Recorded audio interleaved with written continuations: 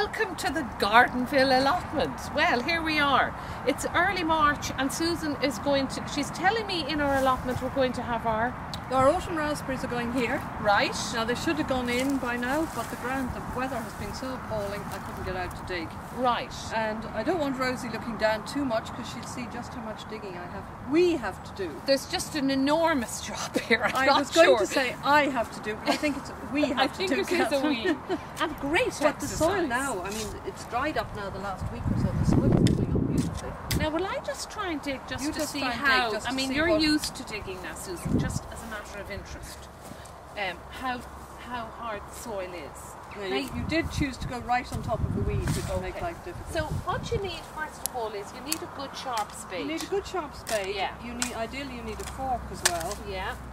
Okay. A sharp hoe. Once we got this all dug and weeded and everything. Right. And what about you see here now? Oh yeah. The soil is right. Yeah, she's doing well. I tell you, I'm as strong as an ox. She is. So, okay, so we're going to have to dig all this up. We're going to have to dig all this up. It's just persistence. We've very nice soil here. It's very good soil. And I'm only learning, but to me now that soil is lovely and light. It's not too thick and sticky. It's not too heavy and sticky, and it's coming up quite nicely now that it's dried out. Yeah. Yeah. There's enough sort of small stonage for drainage. We need to get this allotment now in action. We seriously need to get this in action because in another month. Right, we're under serious pressure. We're under serious pressure. So we have serious work to do. And all you people following us on the allotment, any ideas? We'd love to get them from you, wouldn't we? Yep. Like, we'd love input into this because it's going to be a journey for everybody. If you're going to be growing at home or doing your own allotment, come and join us now because it's going to be great fun. This is really where it starts and starts seriously. Yeah. So we're the first week in March. You can see us here. We've got quite a bit of digging to do. A lot of work to do, yeah. And I'll tell you, with the weather again, it's wet. But this is, what can you do? Nothing. You don't have to do. You just have to put up with it. Yeah. So as soon as the weather now, we're able to get moving on this now, which is terrific, and we'll get a really nice allotment going. And for anybody looking at planting, you can follow us.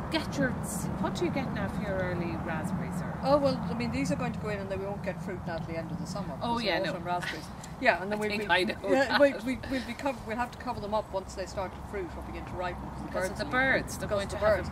That's in a way why I put them near the fence because I thought we can attach whatever we need to cover them with to the fence.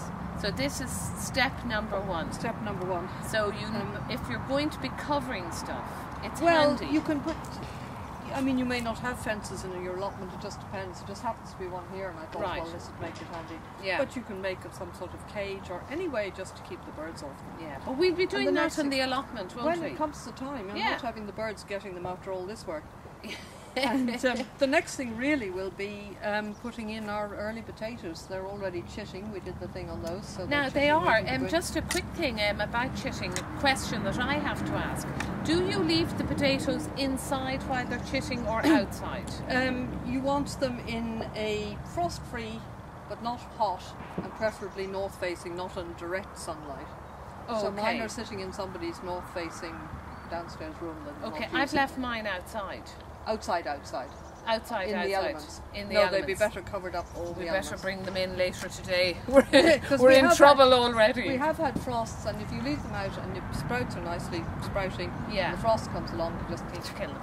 Okay, perfect. Well, there you go. Don't do what I was doing then. I'm going to run home and get them in. So that's great. Well, let's get digging. Let's get digging. Okay, I'll go and get my sharp spade now, and we'll get moving on this. Terrific. Yeah.